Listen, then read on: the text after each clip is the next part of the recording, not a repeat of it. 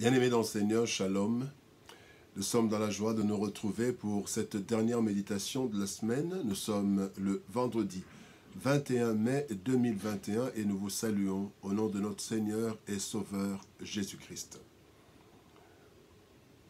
Aujourd'hui, nous allons lire juste un verset. Nous allons lire le psaume 37. Psaume 37, verset 4. Psaume 37, verset 4. Nous lisons dans la version Louis II. Voici ce que déclarent les Écritures.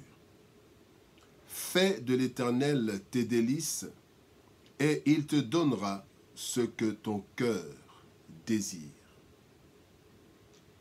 Bien-aimés, le thème de notre méditation de ce vendredi 21 mai 2021 est « Ce que ton cœur désire ». Ce que ton cœur désire. Recevoir ce que le cœur désire, n'est-ce pas le désir de toute personne? Chacun de nous a des désirs et nourrit l'espoir que tous ses projets aboutissent. Cette parole du Seigneur, bien-aimé, est une promesse merveilleuse. À ce verset peuvent s'ajouter d'autres passages comme Marc chapitre 11, verset 24, il est dit « Tout ce que vous demanderez en priant, croyez que vous l'avez reçu et vous le verrez s'accomplir. » Il y a aussi Marc chapitre 9, verset 23, où Jésus dit « Tout est possible à celui qui croit ». Donc, d'où viennent alors les échecs? Car personne ne nourrit le désir d'échouer, mais plutôt de réussir à tous les coups. Eh bien, la partie A de ce verset nous fait comprendre cette réalité. Qu'est-ce qu'il en est exactement? Pour recevoir ce que notre cœur désire, il faut, ce que la partie A dit, faire de l'Éternel ses délices. Alors, c'est quoi faire de l'Éternel ses délices? Quand nous lisons deux autres versions, la partie A, dans la version Parole de vie, il est dit « Trouve ta joie dans le Seigneur ». Donc, fais de l'Éternel tes délices, c'est « Trouve ta joie dans le Seigneur ». Et dans la Bible français courant, il est dit « Trouve auprès du Seigneur ton plaisir le plus grand ». En fait, dans cette courte phrase se trouve tout le secret et aussi toute la difficulté pour obtenir ce que notre cœur désire. Et donc, nous voulons voir trois leçons à tirer, trois éléments qui se retrouvent dans ce texte. Comment recevoir ce que notre cœur désire. Première chose, c'est qu'il faut avoir un cœur acquis à Dieu seul. Cela signifie avoir, bien aimé, une relation et une bonne communion avec le Seigneur. Celui qui a une bonne relation et une bonne communion avec le Seigneur trouve auprès de Dieu son plaisir, le plus grand. Et cela par la voix de sa parole, dans la méditation de ta parole et dans l'intimité avec Dieu à travers la prière. David, homme selon le cœur de Dieu, dit dans le psaume 122, verset 1, « Je suis dans la joie quand on me dit « Allons à la maison de l'Éternel ». Donc, le point de départ pour recevoir ce que notre cœur désire, c'est que ce cœur doit au préalablement être acquis pour le Seigneur. Avoir un cœur acquis totalement à Dieu, sans mélange. Voici le point de départ.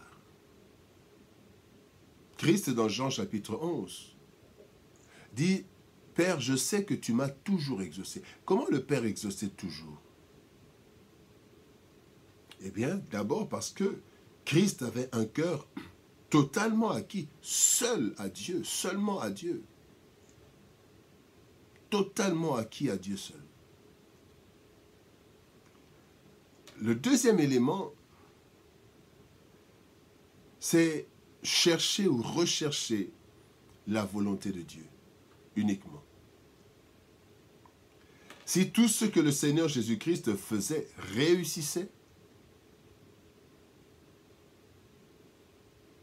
c'est parce qu'il ne cherchait que la volonté de Dieu, son Père.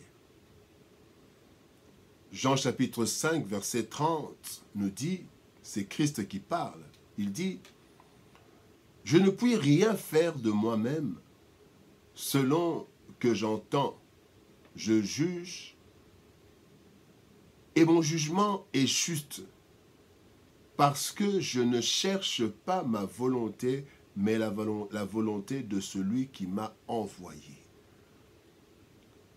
Notre Père qui es aux cieux, que ton règne vienne, que ta volonté soit faite sur la terre comme au ciel. Et Jésus-Christ, notre Seigneur, en apprenant cette prière aux disciples, lui-même appliquait cela parce qu'il dit, « Je ne cherche pas ma volonté, mais la volonté de celui qui m'a envoyé. » Chercher la volonté de Dieu.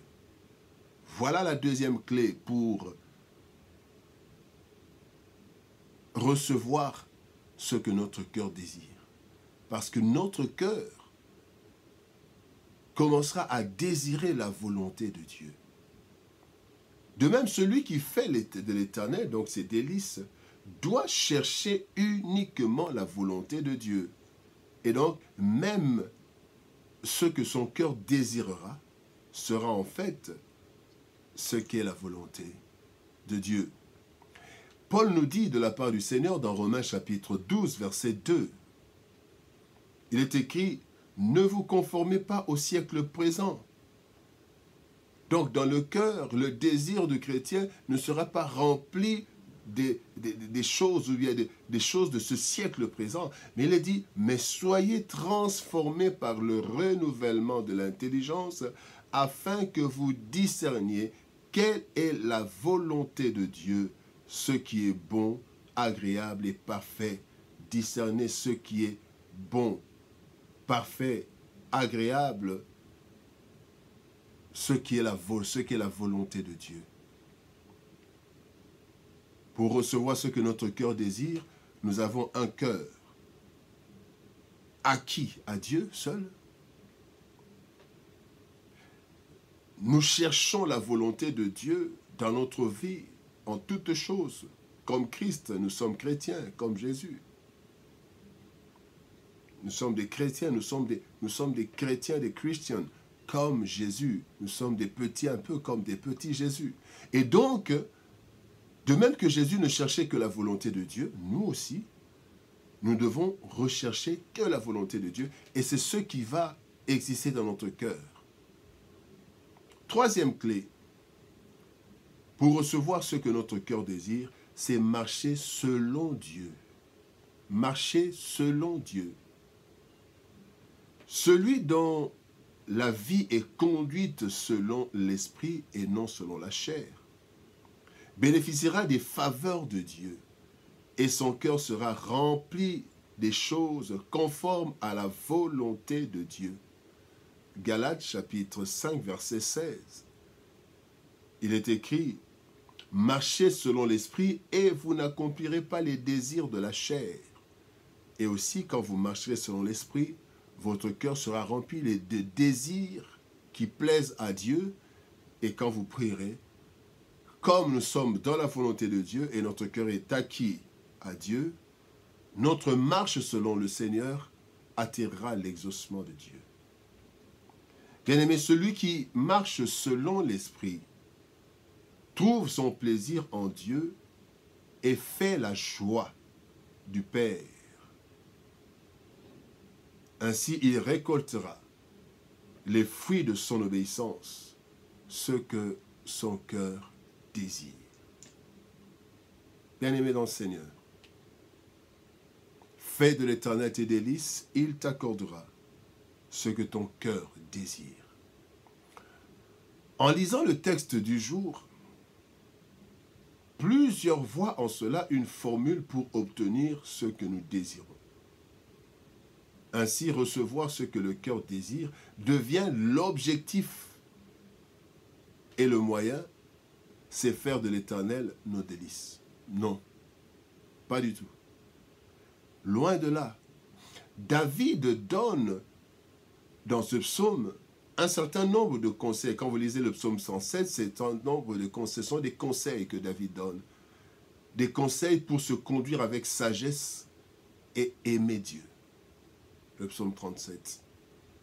Donc l'objectif, c'est donc faire de l'Éternel nos délices. Dans cette phrase, l'objectif, ce n'est pas de recevoir ce que notre cœur désire, mais l'objectif, c'est faire de l'Éternel nos délices. Et en récompense, le Seigneur nous donnera ce que nous désirons. Et parfois, ce désir sera exaucé avant même qu'il ne devienne une prière.